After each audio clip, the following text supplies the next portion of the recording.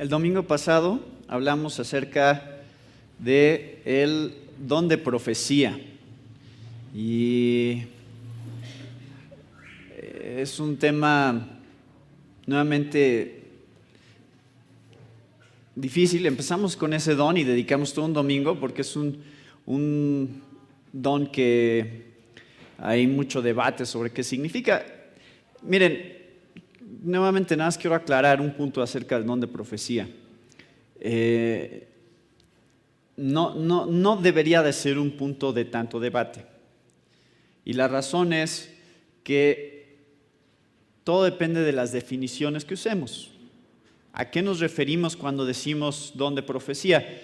En base a eso están las diferencias, es una cuestión de definiciones. Hay muchos hermanos y hermanas que ustedes pueden conocer que pueden decir, no, ya no existe el don de profecía. Y claro, estamos de acuerdo con ellos si a lo que se refieren cuando dicen el don de profecía es el tipo de profecía de autoridad apostólica o de profeta del Antiguo Testamento que encontramos, o sea, ese tipo de profecía, entonces sí, estamos de acuerdo, ya no existe ese don. Yo nada más el domingo pasado di otra definición de profecía, que era nada más una palabra de parte de Dios, que Dios usa, que es espontánea, se da de maneras muy naturales en medio de la iglesia, y cuando se da de esa manera, bueno, yo le llamé profecía el domingo pasado, pero hay gente que no le llamaría profecía a eso. Está bien, no importa. El punto no es, el punto es nada más definir bien a qué nos referimos, y creo que podemos estar de acuerdo con muchas personas en cuanto a qué es lo que se refiere a este pasaje.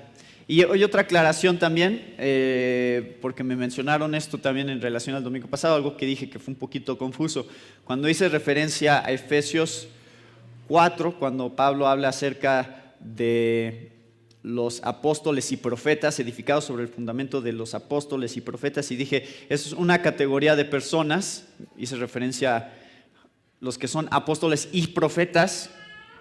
Entonces parecía como que estaba cambiando mi definición de profeta, como, sí, los profetas tienen autoridad apostólica, y a lo que me refería cuando dije un grupo de personas en Efesios 4 era que están los profetas, los del don de profecía, y dentro de esa categoría hay algunos que también son apóstoles, es como una subcategoría de profetas, y esa categoría que son profetas y apóstoles son sobre los cuales está edificado el fundamento de la iglesia. Eso es lo que esencialmente expliqué el domingo pasado. A lo mejor no quedó claro esa parte, y si ustedes no estuvieron el domingo pasado no saben de qué estoy hablando, no tienen ni idea, pero ahí va a estar disponible el mensaje también para que lo revisen. Nada más son aclaraciones en relación a lo que dije el domingo pasado, porque en base a los comentarios que me hicieron me di cuenta donde había confusión, y no es un tema tan complicado. Le dedicamos tiempo porque es controversial, pero no es tan complicado porque nuevamente es una cuestión de definiciones. ¿A qué nos referimos cuando decimos profecía? Eso es una de las cosas que tratamos de aclarar. Pero no sé, no estoy seguro a qué se refiere, no importa. El punto es cómo Dios quiere usarnos como iglesia a través de los dones que ha dado. Y el versículo 7 y 8 que continúan ahora en Romanos 12 es una lista de varios dones que Pablo dice existen en la iglesia, y eso es lo que vamos a analizar el día de hoy, estos dos versículos: servicio, enseñanza, exhortación, repartir o dar, presidir o liderazgo, y hacer misericordia. Esos son los dones que vamos a examinar el día de hoy. Y mi propósito, y creo que el propósito de Pablo en este capítulo sería que seamos animados a ser usados por Dios a través de los dones que nos da. Ese es el propósito. Después de analizar estos dones y cómo se ven más o menos y lo que nos está diciendo aquí Pablo en Romanos 12, espero que después de esto ustedes digan: sí, yo quiero servir más a Dios, yo quiero ser usado como parte del cuerpo de Cristo, quiero ser de bendición a otros, quiero edificar a otros y que otros me edifiquen a mí, y que existe ese sentido de comunidad que la Biblia quiere crear. Tienen que sentirse como que cuando entran aquí y ven a los demás miembros de la iglesia, eso es su verdadera familia. Así se deben de sentir. Deben de sentir como que aquí es donde me siento realmente parte de algo más grande. Aquí es donde realmente siento que sirvo para algo eterno. Y no porque allá afuera no sientan eso, pero lo que pasa allá afuera fluye de lo que hay aquí.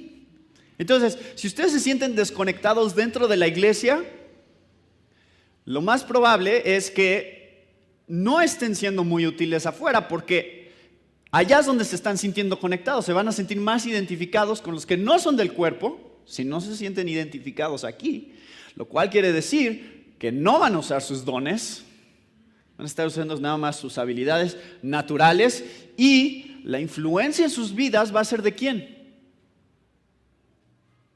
Pues de gente que no es cristiana. El propósito de la iglesia es que la principal influencia en sus vidas venga de personas que tienen las mismas convicciones con respecto a Dios y la Biblia. Y ustedes saben a lo que me refiero. Ustedes conocen mucha gente que simplemente no hay algo ahí que, como que sí, o sea, sí tenemos cosas en común con la gente que ya está afuera, pero no tenemos lo más importante en común, que es el fundamento de nuestras vidas, el propósito por el cual existimos, la razón de nuestra existencia. Cómo veo a Cristo, cómo veo lo que Él hizo por mí, cómo me veo a mí y mi pecado. Esas cosas son las más importantes, y esas son las que aquí tenemos en común como un cuerpo. Y eso es lo que ustedes tienen que estar buscando. ¿Quién comparte esas convicciones? Hace poco me presentaron a alguien en la delegación que me dijo, inmediatamente me dice: ¿te llamas Natán? Y dice, qué padre nombre. Y ya cuando empezó a decir eso, sospeché algo. ¿No? Sospeché que era alguien que sabía el trasfondo de Natán. Y le dije, ¿sabes algo de Natán? O sea, ¿de dónde viene? Sí, es que en la Biblia. Y bueno, el punto era que era cristiano, ¿no? Dice, sí, Natán y David. Y entonces le dije, qué bueno que podemos conocernos los que somos cristianos, para que estemos orando unos por otros y nos apoyemos. Porque le dije, yo sé que es un ambiente difícil, yo sé que hay muchas cosas aquí que son difíciles para un cristiano, y hay que estar orando unos por otros. Y el hecho de que yo le dijera eso, creo que fue significativo para él, porque me dijo, sí, no, gracias, o sea, te agradezco mucho, sí, oras por mí, porque sí es difícil, ¿no? Y empezamos a ver cómo es que aún fuera de aquí, de repente nos identificamos como un cuerpo en Cristo. O sea, tenemos ciertas convicciones que nos unen, y es una conexión que no tienes con nadie más, ¿no? Cuando alguien dice, soy cristiano, pasa algo que no pasa con otras personas que no son cristianas. De repente hay algo que nos identifica, que nos une de una manera muy especial y muy profunda. Y eso es a lo que se refiere Pablo aquí. Quiere hacernos ver la importancia de ser un cuerpo y de encontrar la manera en que cada uno de nosotros funcionamos dentro de ese cuerpo. Lo cual viene desde el versículo 3. ¿Se acuerdan del capítulo 12 que dice, digo pues, por la gracia que me es dada, a cada cual que está entre vosotros que no tenga más alto concepto de sí que el que debe tener, sino que piense de sí con cordura, conforme a la medida de fe que Dios repartió a cada uno. Hemos ya estado meditando acerca de este versículo en domingos pasados, pero quiero retomar eso porque creo que de aquí va a surgir mucho de lo que dice Pablo en los versículos 7 y 8. Son dones dados por Dios que quiere que usemos. ¿Cómo los aplicamos? Creo que es lo que dice el versículo 3. De acuerdo a la medida de fe, conforme a la medida de fe que Dios repartió a cada uno, no teniendo un más alto concepto de nosotros mismos que el que debemos de tener. Esto es fundamental, hermanos. Esta es la base sobre la aplicación de los dones. Recuerden, esto lo leí hoy en la mañana, ni siquiera lo había pensado, pero Warren Wiersbe, en su comentario de Romanos, dice: los dones son herramientas, no juguetes ni armas. Piensen lo que eso significa. Significa que muchas veces sí las usamos como juguetes y como armas. O sea, para entretener, nada más, o para atacarnos unos a otros. No para edificarnos, sino para destruirnos. Y dice, no, son herramientas para construir al cuerpo. Bueno, ¿cómo se da esto? ¿Cómo se da la construcción de un cuerpo usando los dones que Dios nos ha dado? Versículo 3, pensando con cordura con respecto a nosotros mismos. Ahora quiero hacer una aclaración con respecto a esto, porque no lo expliqué bien cuando estudiamos este versículo. Y esa es la ventaja de estudiar verso por verso y en un contexto, que siempre te puedes regresar y ampliar en cosas que a lo mejor no habías ampliado antes, y te vas dando cuenta y vas aprendiéndolas conforme vas avanzando en el capítulo. Entonces ustedes se han dado cuenta que esa es la manera en que comúnmente estamos estudiando la Biblia aquí en la iglesia, verso por verso, para entender todo el contexto, y al ir estudiando todo el contexto vamos entendiendo cada vez mejor lo que ya habíamos estudiado antes. ¿Sí se han dado cuenta que eso pasa? Con que, ahora dice eso, y me acuerdo que cuando estudiamos esto tenía algo que ver con esto que dice 15, 20 versículos más adelante. Está padre, ¿no? Ver esa manera, ver la Biblia de esa manera. Y quiero aclarar que cuando dice la Biblia, piensa, no tengas un más alto concepto de ti mismo que el que debes de tener. La manera de contrarrestar eso no es teniendo un bajo concepto de ti mismo. La principal manera de no tener un alto concepto de ti mismo no es, pues no soy nada y me apachurro y no soy nadie. Eso no es la manera de no tener un alto concepto de ti. ¿Saben cuál es? ¿Qué dijimos que contrarresta el orgullo? La fe, ¿se acuerdan? Entonces, la manera o lo contrario de no tener un concepto demasiado alto de nosotros mismos, no es tener un concepto bajo de nosotros mismos, sino tener un alto concepto de Jesús. Entre más alto sea tu concepto de Dios, más correcto es tu concepto de ti mismo. ¿Entienden? Esa es la manera en que lo contrarrestamos. No es nada más me hago menos y ya, me hago como nadie y ya, sino voy a pensar más acerca de Jesús, más con respecto a quién es Él, y eso me va a dar un entendimiento más claro sobre mí mismo. Porque en Cristo valgo mucho, ¿no? Porque a través de Cristo puedo hacer mucho, a través de los dones que Él me da. Hay un tremendo potencial en lo que tú y yo podemos hacer. Pero solamente es cuando vemos no a nosotros mismos, sino hacia Él, que podemos funcionar de esa manera, con el verdadero potencial que Dios quiere que tengamos. ¿Entienden? O sea, no es nada más verme a mí mismo y decir, sí, yo puedo, le voy a echar ganas, voy a hacer más. No me veo a mí mismo, veo a Cristo, y cuando veo a Cristo empiezo a entender más acerca de quién puedo yo ser. Así funciona. Entonces, cuando tú y yo estemos en el cielo, ¿creen que va a existir humildad en el cielo?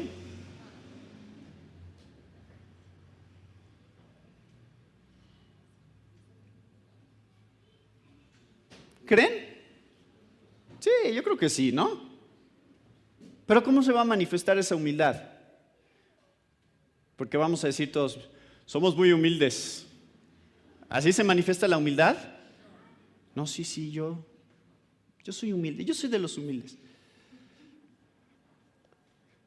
Yo me acuerdo de un hermano, no, me voy a meter en problemas, no debo decir esto. Bueno, lo voy a decir. Yo me acuerdo de un hermano.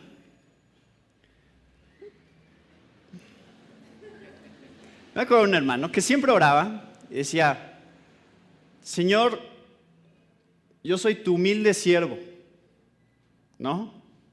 Te pido humildemente. Y siempre estaba usando ese adjetivo, o sea, esa era la manera de orar. Siempre era diciendo...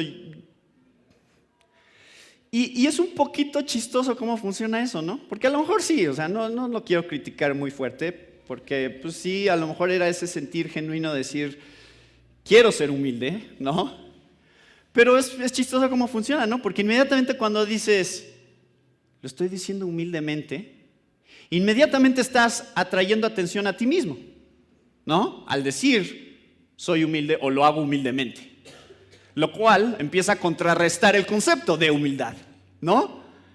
Entonces, como que no funciona, no, es muy difícil decir, soy humilde. O mírenme, el humilde, ¿no? Porque eso ya es orgullo. Y entonces yo creo que en el cielo nadie va a decir, soy humilde. Entonces van a decir, mira a Cristo, ¿no? Mira su gloria, mira qué tan grande es Él. Es lo que vamos a estar diciendo. No vamos a estar pensando sobre nosotros mismos ¿Sí me entienden? Ese concepto de ver hacia afuera la verdadera esencia del cristianismo. No verme a mí mismo, ver a alguien más. En eso radica la verdadera humildad, no en apachurrarme y no en decir, ay, no soy nadie, no, yo no tengo dones, yo no sirvo para nada. Eso no es humildad. Humildad es decir, mira a Cristo, no me veas a mí, mira a Cristo, Dios lo es todo, Jesús lo es todo, Él, su gloria, su propósito. O sea, ese enfoque constante es lo que nos va a llevar a un verdadero entendimiento de Romanos 12:3. Tener un pensamiento sobre nosotros mismos con cordura, de acuerdo a la medida de fe que Dios repartió a cada uno. Bueno, todo eso es la base. De ahí viene ahora el versículo 6, 7, 8. Ya estudiamos el versículo 6, que dice, según la gracia que nos es dada, teniendo diferentes dones, según la gracia que nos es dada, si el de profecía, hablamos el domingo pasado sobre profecía, úsese conforme a la medida de la fe. Ahora sigue hablando acerca de dones. Versículo 7, si de servicio, si enseñanza, si exhortación, si el repartir, si el presidir, si el hacer misericordia, todos esos dones vamos a analizarlos. Y lo que quiero que vean, hay dos cosas que me llaman la atención de esta lista. Una es que estos dones no son como que diferentes categorías independientes realmente. Sí se cruzan, ¿no? O sea, ¿a poco el que enseña no exhorta? ¿No? O el que sirve no da, ¿no? No reparte. O el que hace misericordia no sirve. O sea, todos estos realmente se traslapan de alguna manera u otra. ¿Sí? Entonces, esa es una de las cosas que creo que son importantes de ver. Pero, aunque se juntan estas categorías, existen maneras muy específicas en las cuales Dios usa una de estas categorías y sobresale una de estas categorías en los miembros de la iglesia como el don espiritual principal que tienen. Entonces, ustedes tienen muchos dones espirituales, muchos. Creo que nadie tiene solo un don. Todos tenemos varios dones espirituales y están como en diferentes medidas y se cruzan entre sí, ¿no? O sea, no son independientes uno del otro, pero existe un énfasis con respecto a cómo se ven estos dones, en donde uno sobresale más que los otros. Y se ve más claramente en unos que en otros. Entonces quiero mostrarles algo de esto. Eso es una. Creo que en general podemos decir que toda esta lista de dones que viene aquí, todos la tienen en alguna medida. Todos. O sea, van a ver en un momento, todos somos llamados a todas estas cosas. Son características de ser cristiano. O sea, no es como, Dios no te dio el don de servicio, ¿no? Entonces tú nunca vas a servir a nadie. No, pues Dios nos está llamando al servicio. Entonces quiero mostrarles cómo primeramente, o sea, eso es lo que vamos a hacer con cada don. Primeramente les quiero mostrar cómo es que es un llamado a todos los cristianos. Y dos, cómo es el llamado a algunos cristianos. Me encanta esto cuando aparece en la Biblia, ¿no? Lo que llamamos una paradoja. Todos, pero algunos. ¿Cómo funciona eso? Pues sí, así funciona. Y quiero mostrárselos y quiero tratar de que lo vean. Porque así es la Biblia y si te cuesta trabajo pensar así, está bien. No quiere decir que no sea cierto. Entonces, estos dones, ¿cómo vamos a ver qué es mi don? O sea, ¿cómo voy a entender que una de estas áreas es donde Dios quiere usarme principalmente?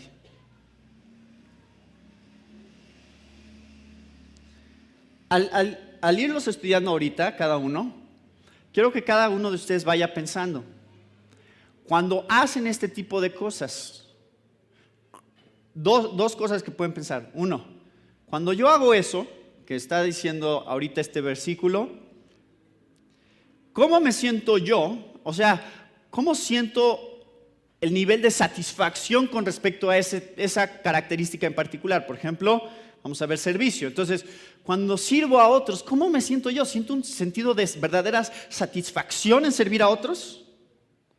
Y número dos, ¿cómo se sienten los demás cuando hago eso?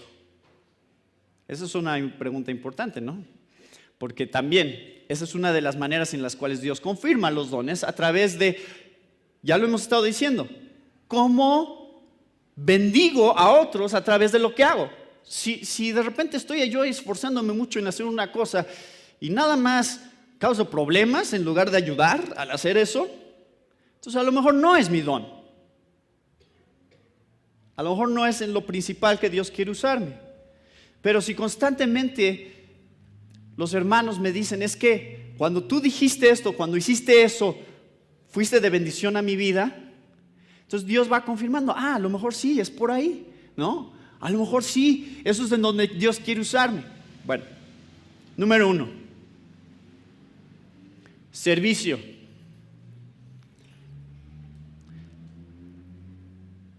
Quiero mostrarles cómo es que estos dones también reflejan características de toda la Trinidad. Van a ver en un momento a lo que me refiero, pero son características que Dios quiere que imitemos de Dios mismo. O sea, la razón por la cual Él nos dice sirvan, ¿por qué es? Porque Dios nos sirve a nosotros. Entonces dice, ustedes refléjenme a mí, yo sirvo y por lo tanto ustedes sirvan. Entonces es un llamado a todos los cristianos. Mateo 20:28 dice Dijo Jesús, no vino el Hijo del Hombre para ser servido, sino para servir, ¿no? Entonces, ustedes van a encontrar en la Biblia, por ejemplo, también en Efesios 4:12, que el llamado a la vida cristiana es a una vida de servicio. Entonces, sí, todos deben de servir de una manera u otra. Pero, ¿qué? Ya les dije, pero a algunos de una manera muy específica.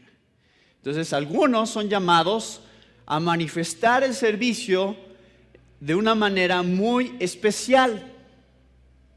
Por ejemplo, en Hechos 6, ¿se acuerdan qué pasó en Hechos 6? Versículos 1 al 6.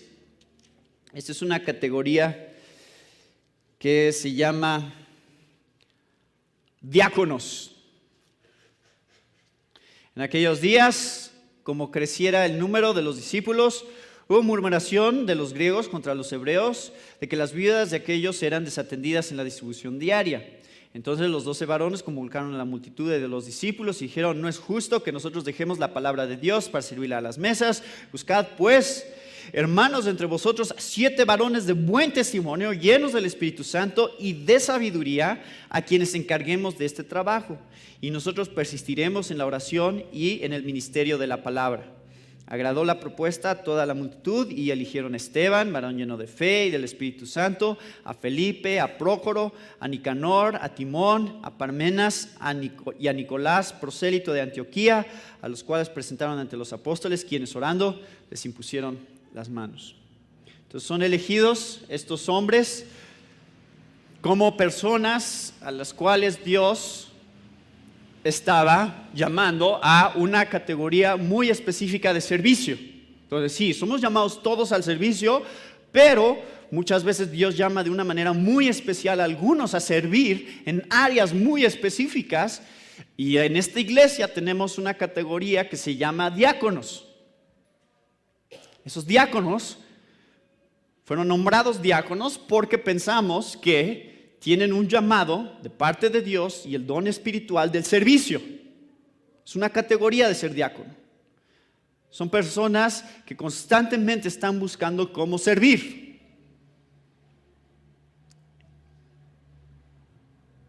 Pero no nada más es de diáconos.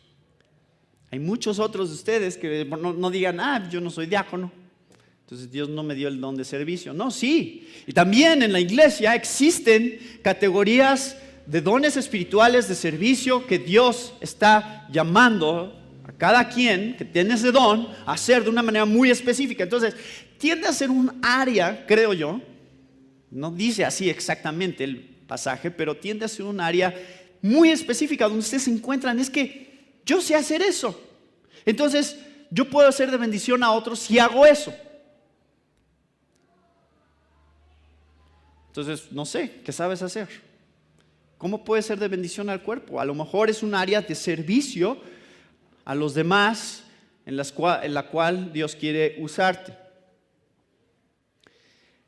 La cosa del servicio es que muchas veces es las cosas que no se ven, ¿no? O sea, a lo mejor por eso a muchos no les gusta hacer eso. Pues nadie me ve hacerlo, ¿no? Entonces, los que tienen el don de servicio, la mayoría del tiempo están detrás de las escenas.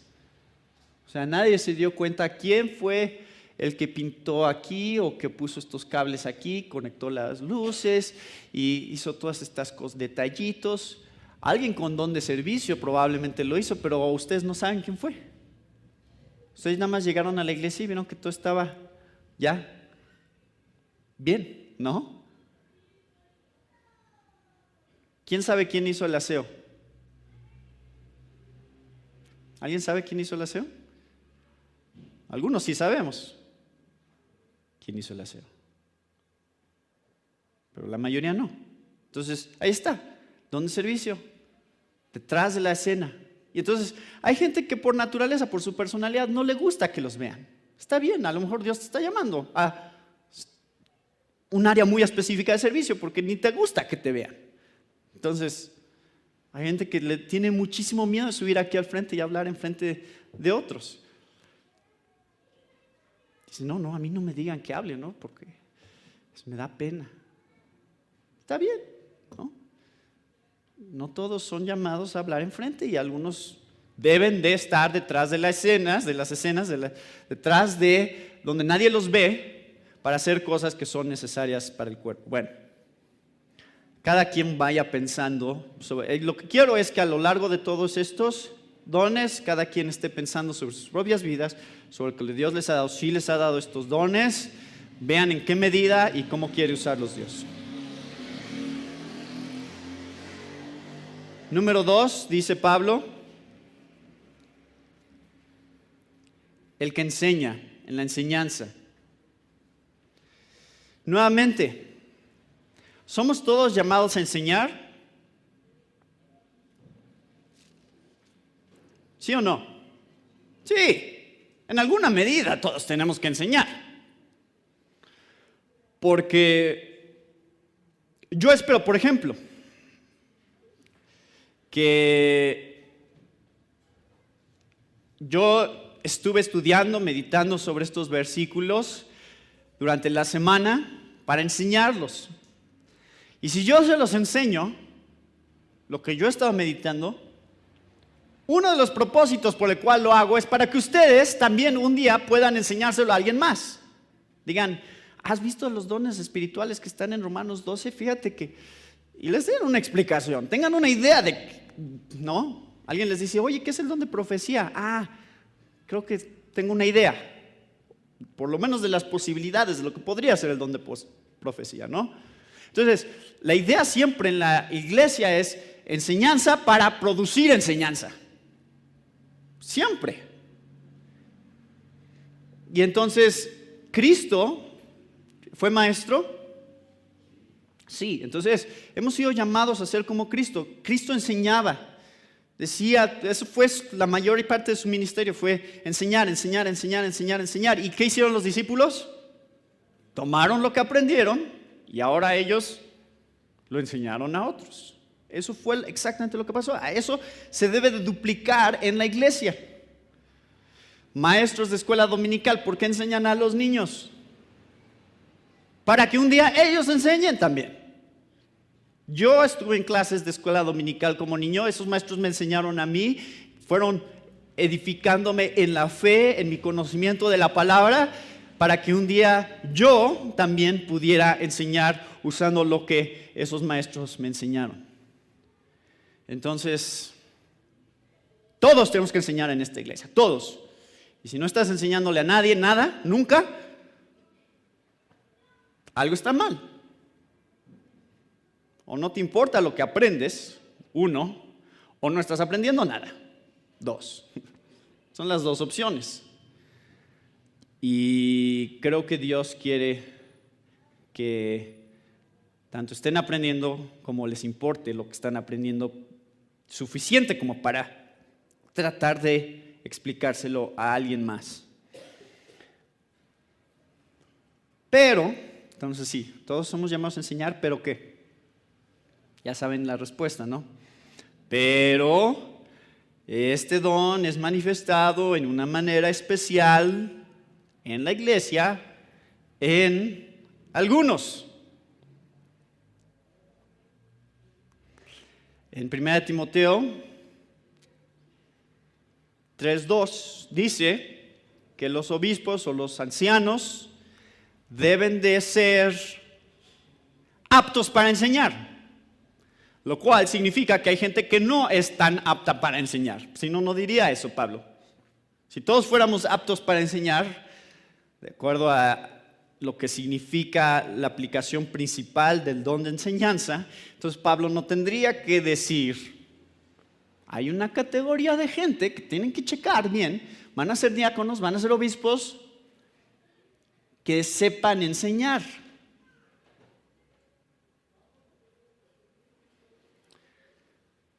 Dios nos usa a todos para enseñar, ¿sí? Pero algunos tienen un llamado muy particular para enseñar las cosas. Entonces,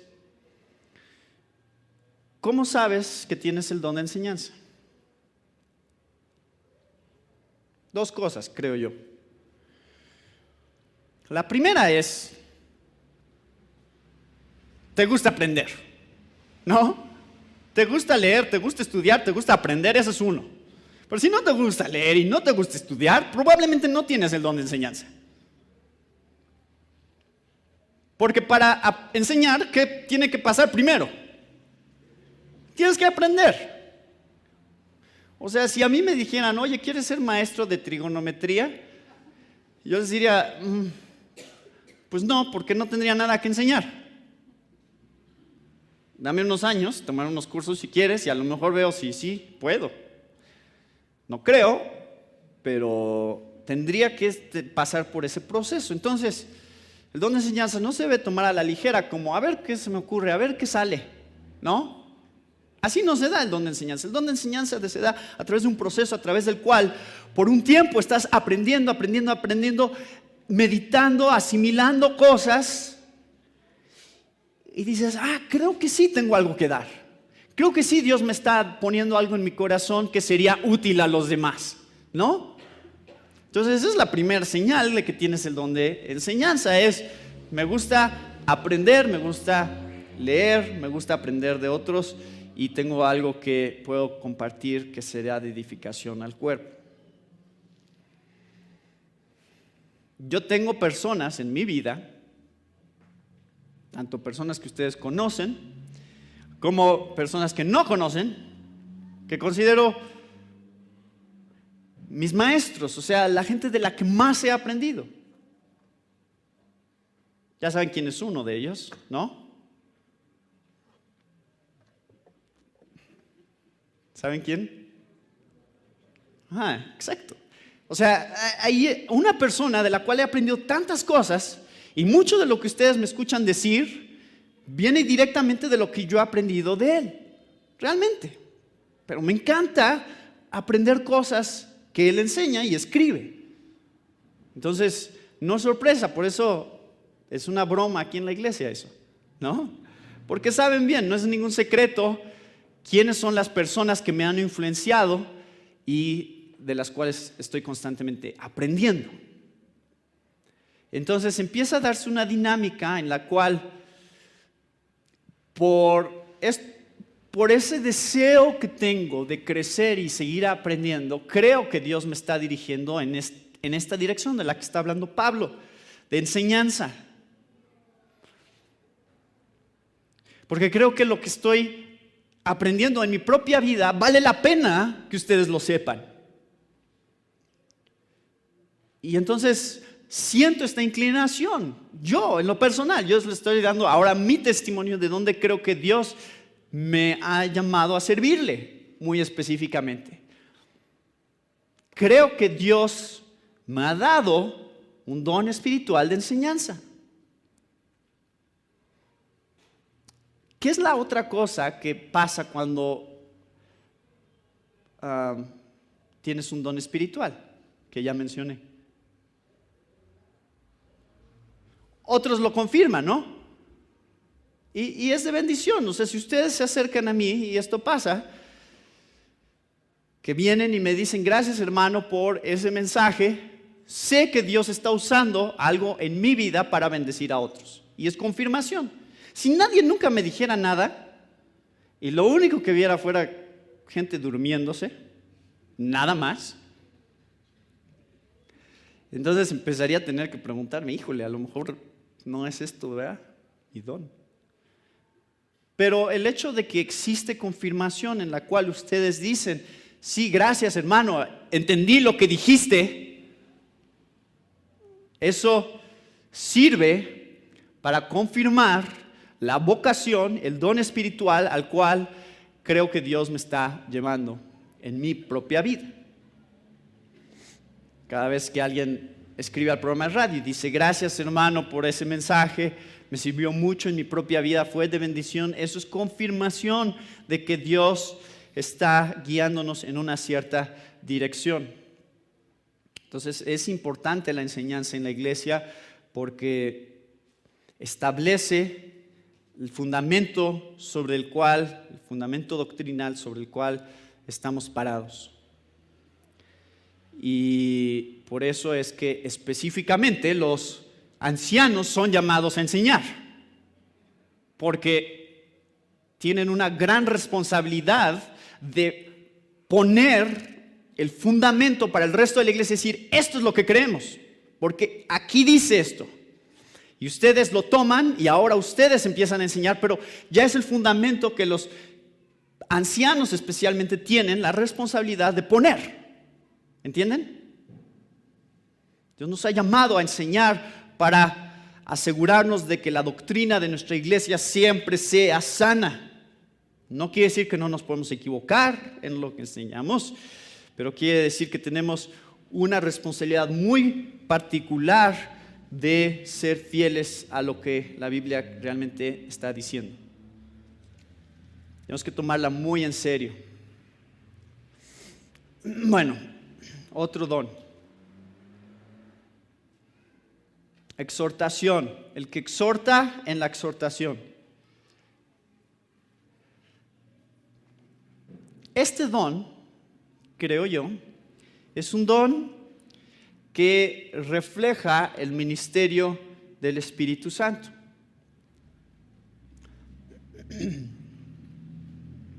El que exhorta en la exhortación. ¿Por qué? Porque esta palabra, paracleto, en griego, es la palabra que se usa para el Espíritu Santo. ¿Cómo conocemos normalmente al Espíritu Santo? Como el, ¿qué? Consolador. Esa es esa palabra. El que va a un lado de otro para ser de apoyo. Entonces, el don de exhortación, el ministerio de exhortación se refleja de una manera, creo yo, muy similar a la que tiene el Espíritu Santo en nuestras vidas. De estar ahí, siendo de apoyo a la voluntad del Padre, siendo de apoyo a la encomienda que dejó Jesús después de que se fue, después de que resucitó y ascendió a los cielos. Esa era la función del Espíritu Santo. Ahora yo voy a entrar, yo voy a estar ahí para seguirles dando el poder de seguir haciendo la labor que se comenzó a través del ministerio de Jesús. Entonces, ¿cómo se ve? Todos somos llamados a eso, ¿sí? Todos somos llamados a exhortar. Pero, ¿cómo se ve este don en la iglesia? Hay una historia muy particular que creo que nos muestra cómo es el don de la exhortación. Está en Hechos 4, versículo 36.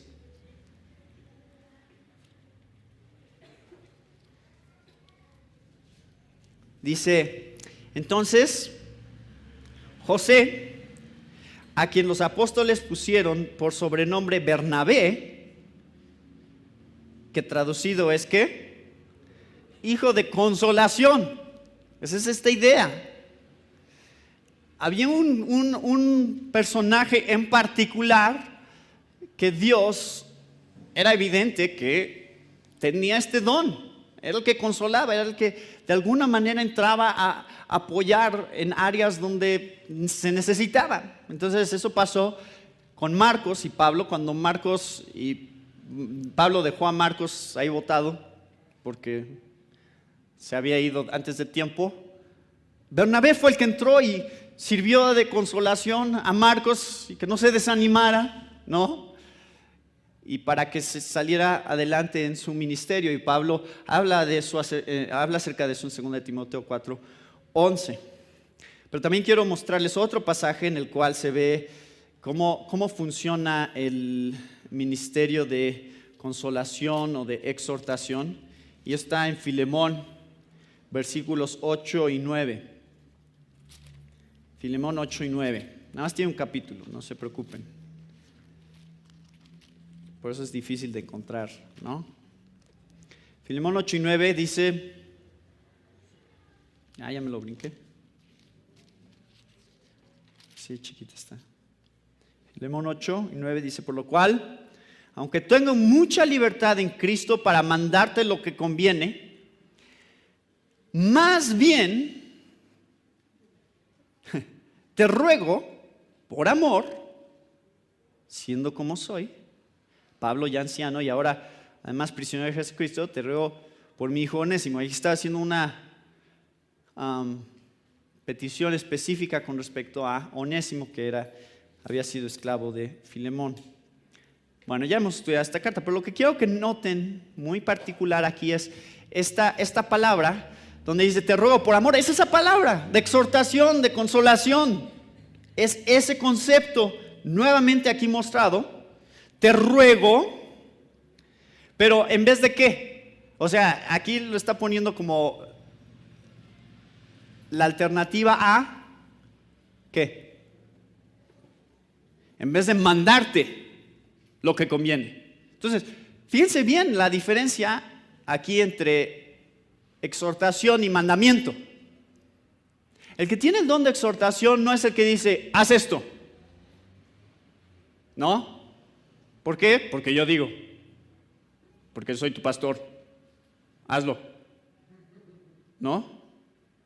Ese no es el don de exhortación. Aparentemente hay aquí un aspecto que dice, más bien te ruego por amor que hagas esto.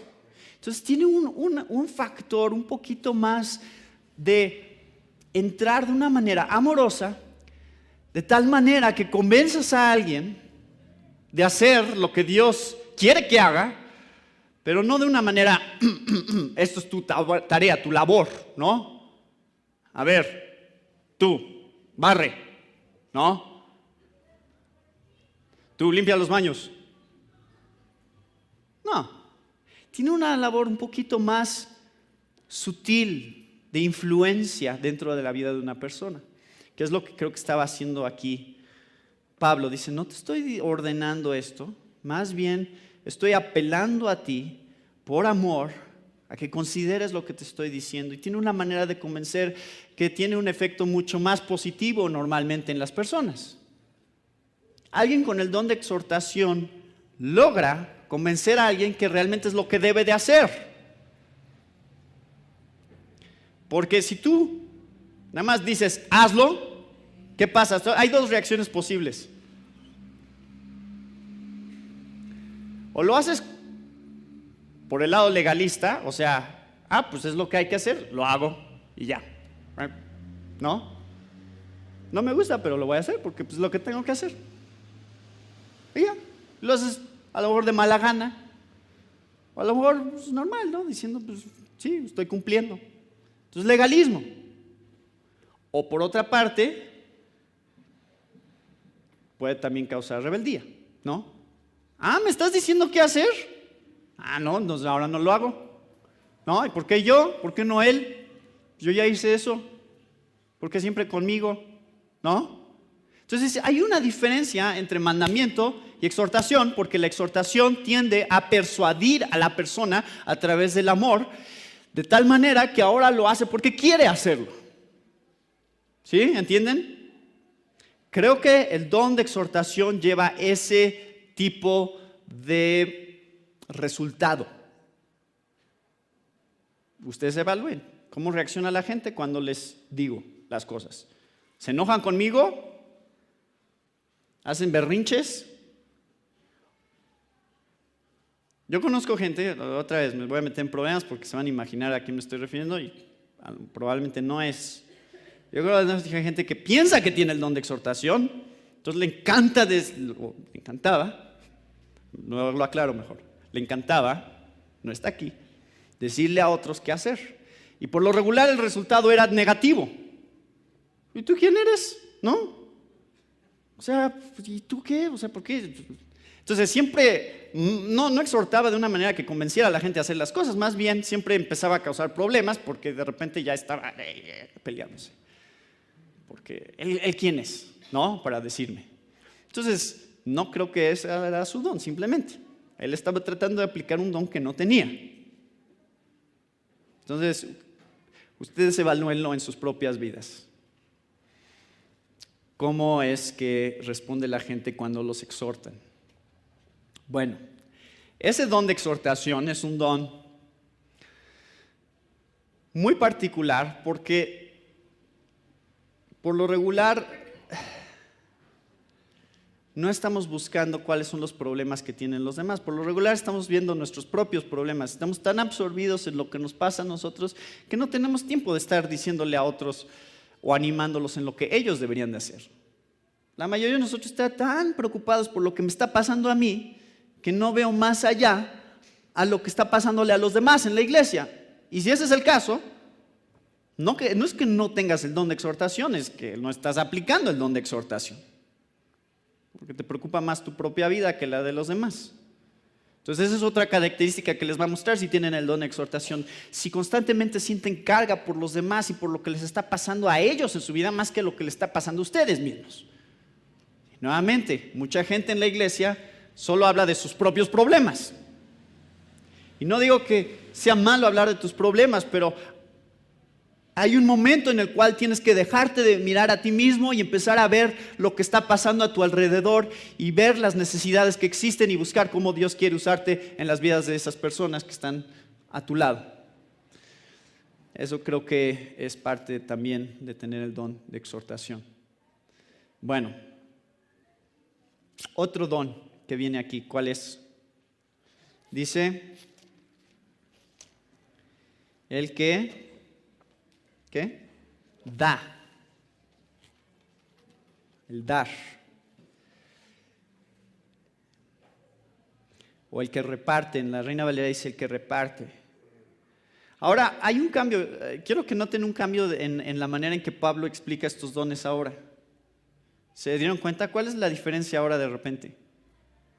Como que en los primeros tres, y fue con unas cosas un poquito muy obvias, ¿no? Decía, si de servicio, en servir.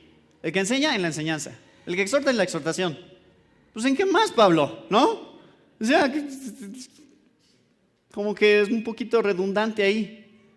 No creo que eso sea realmente lo que él tenía en mente, nada más redundar. Y por eso es que es ese cambio, porque creo que lo que tenía en mente Pablo era precisamente lo que estábamos hablando en el versículo 3, versículo 1, 2 y 3 de Romanos 12, es la manera en que lo haces, ¿no? Y Pablo de repente como que dice, no, ya, tengo que explicar más con respecto a la actitud, no porque solo los últimos tres tengan una cierta actitud que debe de acompañar esos dones. Y vamos a ver en un momento eso, que todo esto que dice con respecto a los otros dones se aplica también al servicio, a la enseñanza y a la exhortación. Pero ahora surge dentro de Pablo un deseo y una necesidad de explicar de una manera más explícita el tipo de actitud que acompaña estos dones. Entonces no es nada más hacerlos por hacerlos. Como, yo enseño, pues me toca enseñar, pues voy a enseñar, ¿no? No, hazlo de una cierta manera si lo vas a hacer. Y cuando surge el don de dar aquí como un don, que nuevamente, ¿de dónde viene? ¿Don de dar es para todos? Bueno, no don espiritual necesariamente como el principal, pero sí todos lo tienen. Todos tienen que dar, ¿no? ¿Por qué? Porque Cristo mismo se dio a sí mismo, ¿no? Se despojó de algunos de sus atributos como Dios mismo para poder morir en una cruz. El misterio más grande de toda la Biblia es cómo Dios mismo podía rebajarse a ese nivel que Jesús se rebajó. Es una de las cosas más difíciles de entender de toda la Biblia. Es lo que menos tiene sentido para mí. Dios, un hombre como nosotros, dio algo, Dios. Sí, dio todo lo que tenía que dar, que era a sí mismo. Eso es lo que nos dio Dios. ¿Qué más quieres? No, Dios, no, eso no es suficiente. Tú no eres suficiente. Quiero más. ¿Qué más hay? Ya no hay más. Dios es todo. Y Dios te está dando a Él. No sé si esa oración fue correcta, pero Eso es el mensaje del Evangelio. El Evangelio es Dios dándose al hombre como el regalo. Entonces todos tenemos que seguir su ejemplo en dar también, como Cristo se dio a sí mismo, como dice Filipenses 2, 5 al 8. Pero, ¿qué? Hay una característica muy especial de los que son llamados a dar de una manera especial en la iglesia, un don muy particular, y esa manera es que con liberalidad vas a dar. ¿Crees que tienes el don de dar? A ver, vamos a probar.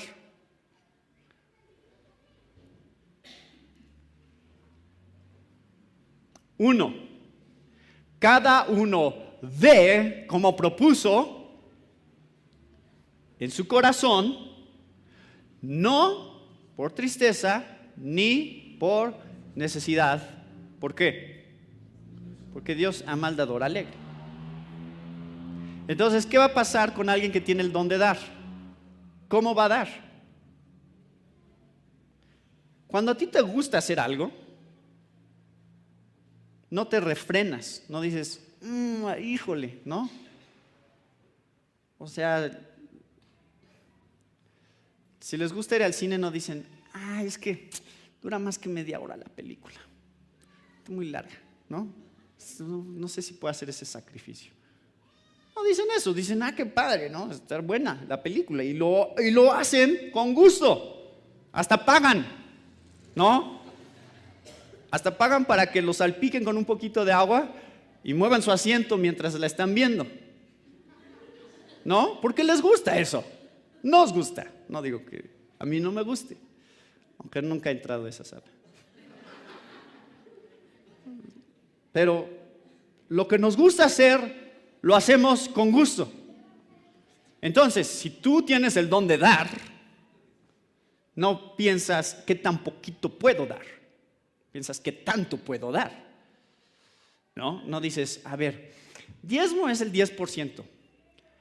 Pero, a ver, 10%, pero antes o después de impuestos. Porque si pienso con los impuestos, entonces pues sería más, pero no, eso no es dinero que yo tengo, entonces tiene que ser después de impuestos, después que me quitan, ¿no? Entonces empiezan a razonar de esa manera. Si están pensando mucho así, tan mal, porque así no piensa un dador. No dice, tengo que calcular exactamente, no, 5 pesos más del 10%, no, eso ya era demasiado, ¿no? No piensan así. Y nuevamente, no estoy hablando nada más de este don para los que lo tienen especial, porque Dios nos está llamado a todos a dar con gozo. Entonces todos tenemos que tener otro tipo de mentalidad cuando damos. Y saben que esa mentalidad no tiene que ver con cuánto es lo que das. No tiene que ver con cuánto es. Tiene que ver con cómo lo haces. Eso es el punto principal de este pasaje, ¿no? El que da con liberalidad. No estoy hablando nada más del diezmo, de lo que das en la ofrenda. Estoy hablando de, en general, cuando das, ¿cómo te sientes con respecto a hacerlo? ¿Te llena de gozo hacerlo? Y si te llena de gozo hacerlo, vas a querer hacerlo más y más y más.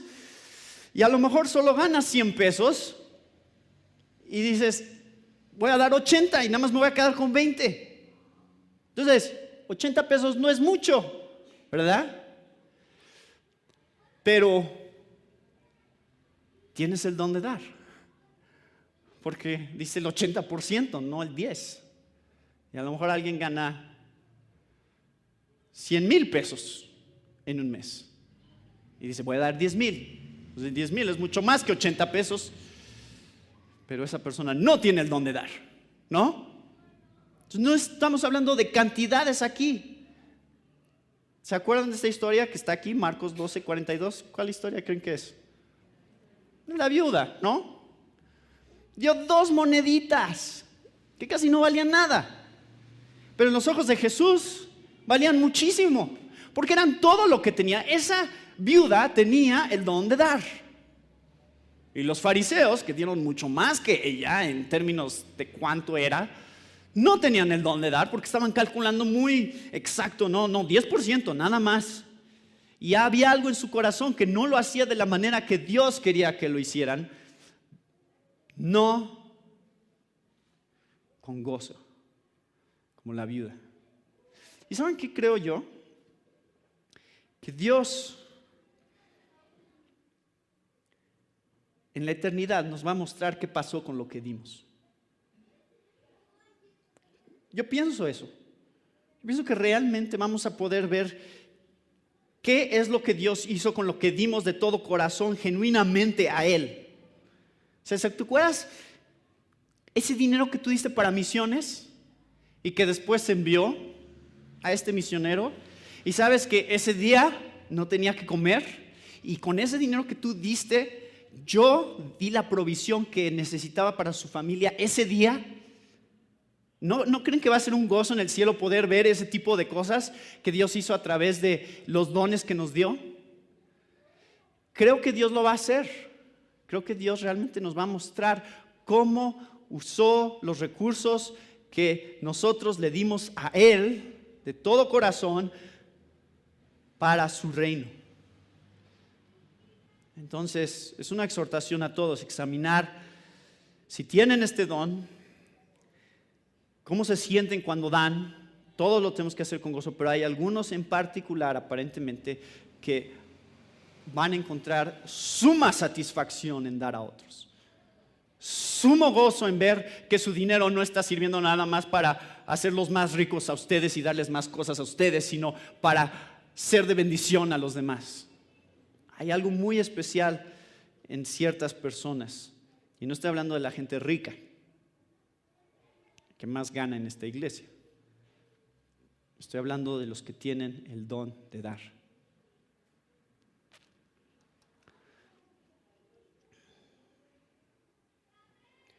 Y eso pasa cuando, por ejemplo, a mí me han dado ofrendas, alguna hermana, de repente, ¿no? Me dice, aquí está esta ofrenda. Y a lo mejor son 100 pesos, 50 pesos. Pero yo sé lo que ese dinero representa para ella y lo que eso causa en mi vida, la bendición que eso representa para mí, no económicamente que ya tengo más dinero y diga, ay, ya tengo 100 pesos, no, es lo que eso representa en mi vida, la bendición que eso representa, porque es la muestra de algo que Dios está haciendo en su vida de ella y algo que está haciendo en mi vida, que está haciendo de edificación a los dos, no nada más a mí, a ella también. Entonces esa es la manera en que se da este don.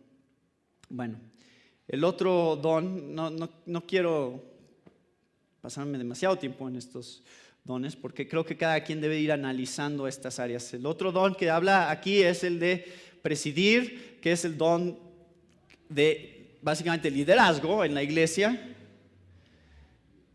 que es un llamado, creo yo, a ser como el Padre, porque el Padre tiene una posición de liderazgo dentro de la misma Trinidad. Dice 1 Corintios 11:3 que el hombre es cabeza de la mujer y el Cristo es cabeza del hombre y Dios cabeza de Cristo. Hay diferentes posiciones dentro de la misma Trinidad con respecto a el liderazgo y la autoridad dada. ¿Sí? Y el Padre tiene una posición de liderazgo, de autoridad dentro de la Trinidad. Por eso Jesús se sometía a la autoridad del Padre. Eso, todos somos llamados a ser líderes en una manera u otra, en algún nivel, a fuerzas, ¿no? En algún momento de tu vida vas a tener que servir como líder de algo. ¿Pero qué? Pero algunos es un llamado muy específico en el que Dios nos ha dado una posición especial de liderazgo porque tenemos más a cargo y de una manera más constante o más persistente a lo largo de nuestras vidas de liderar. Y es un don también. El hacer que otros entiendan la visión que tú tienes y hacer que ellos tengan la misma visión, eso es liderazgo. ¿Creen ustedes que mi papá tiene el don de liderazgo? Sí, claro que tiene ese don. ¿Por qué? Porque logra contagiar a otros de una visión. Entonces cuando dijo, vamos a poner un techo, ¿qué pasó? Entonces dije, sí, vamos a poner un techo, ¿no? Y ya, se hizo.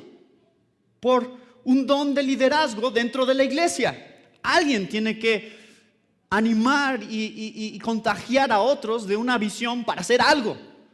Porque si no hubiera liderazgo en esta iglesia, nunca sería nada, ¿no? El hecho de que hacemos cosas es porque existen personas con un don muy especial, dado por Dios, de guiar a otros, de empujar a otros y de hacer que las cosas pasen. No son los soñadores, los líderes. O sea, no son los que sueñan. También conocemos gente así, ¿no? A lo mejor yo soy uno de esos, de hecho. Estaría padre si hiciéramos esto y esto. Pero pasan los años y nunca se hizo nada. Entonces, no es el don de liderazgo porque pues, yo solito me quedo ahí con mis sueños. Pero si logro contagiarlos a ustedes y que ustedes también digan, sí, qué padre, vamos a hacerlo. Y empiezan a movilizarse y de repente yo ya ni siquiera tengo que hacer nada, ya de repente ya ustedes se llevan esa visión y hacen que se vuelva una realidad. Entonces creo que definitivamente Dios está dando un don de liderazgo y es esencial en una iglesia que existan personas así que hagan que otros tengan ese tipo de visión. Sueños y realidades que están acompañadas de esos sueños, no nada más sueños. Primera de Timoteo 3:5.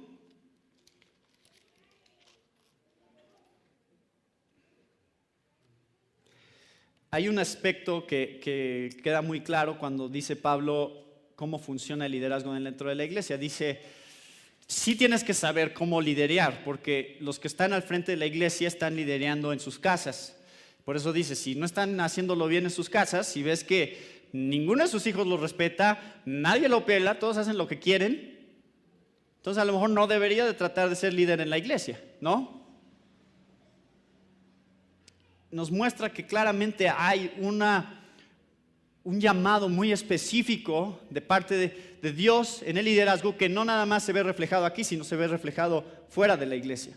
Y ustedes lo van a percibir. Pero piensen si Dios los ha llamado, si la gente los sigue a ustedes naturalmente, si es algo que Dios les ha dado de contagiar a la gente de una visión y lograr que las cosas sucedan. Otra cosa, la última ya, es misericordia. El que hace misericordia con alegría. Nuevamente, esto es un llamado a ser como Cristo. ¿Se acuerdan? Versículo 1 del capítulo 12. Hermanos, os ruego porque las misericordias de Dios. Ese es un reflejo de lo que tú y yo hemos experimentado de parte de Dios. Somos gente de misericordia. Los cristianos son personas de misericordia. Entonces, todos somos llamados a la misericordia, ¿no? Todos. Si tú has experimentado misericordia de parte de Dios, entonces vas a ser misericordioso con otros. Por eso existe la parábola de los dos deudores, ¿se acuerdan? Uno debía muchísimo y lo perdonaron, 10 millones de pesos, ¿no? Te los perdono. Sale y alguien le debe 100 pesos y lo quiere meter a la cárcel porque dice, no me pagas, ¿no? Y la gente que está viendo esa escena dice, no puede ser, ¿cómo está haciendo eso? ¿No lo acaban de perdonar de una deuda mucho mayor, ¿cómo va con ese que le debe bien poquito y se pone en ese plan? Bueno, dice, todos los hijos de Dios son personas que viven misericordia porque han experimentado misericordia y el nivel de misericordia que hemos experimentado delante de Dios. Nunca hay alguien que te ofenda lo suficiente como para exceder esa misericordia. ¿Entienden? Nadie puede pedirte más misericordia a ti que la que Dios ya te ha dado. Entonces, todos somos llamados a ser como Cristo en el sentido de mostrar misericordia. Mateo 18:33, esa es la cita de la historia de los dos deudores. Mateo 5:7 dice Jesús: bienaventurados los misericordiosos, ¿no? Porque ellos heredarán el reino de Dios. Entonces, si no eres una persona misericordiosa, entonces, perdón, no eres cristiano. Así de sencillo. Pero, ¿qué?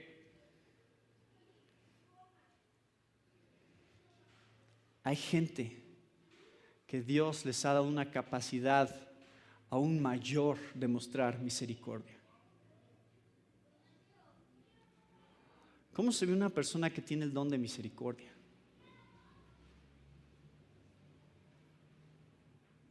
¿Cómo se ve? ¿Cómo creen que se ve? O sea, no es el tipo de gente que les tienes que decir: muestra misericordia, ¿no? Es el tipo de gente que lo hace porque no pueden evitar hacerlo. Hay algo en ellos que, o sea, si no lo hacen, se hacen miserables, básicamente. Por eso es que creo que el adjetivo que usa Pablo aquí sobre cómo se muestra misericordia es que los que lo hagan ¿con qué? Con alegría. O sea, no hay nada que me da más gozo que ayudar a esta persona en este momento de esta manera. Y me mueve de una manera que no puedo explicar cuando veo este tipo de situaciones que requieren misericordia. ¿A Dios le importa cómo hacemos las cosas? Sí, no creo que esto de alegría nada más sea de misericordia. Creo que Pablo lo usa para explicar misericordia, pero creo que aplica a todos los dones. ¿Cómo lo haces importa? Si vas a hacer las cosas de mala gana, mejor no las hagas. Debe de ser una filosofía de nuestra iglesia, ¿no? Si no quieres, no lo hagas, porque no vamos a obligar a nadie aquí a hacer nada, porque eso sería hipocresía. Si Dios no te está moviendo a hacerlo con gusto y decir: sí, esto es para lo cual fui llamado, este es el propósito de mi vida, no hay nada que me da más gozo. Si no pasa eso en tu vida, algo está realmente mal cuando lo estás haciendo. Vamos a buscar y vamos a estar orando que cada vez más Dios nos mueva a servir a Dios con la actitud que Él quiere que tengamos cuando lo hacemos.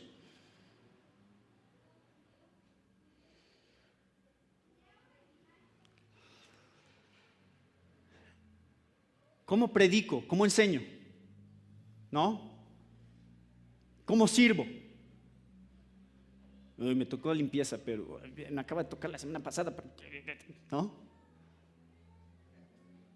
¿Así?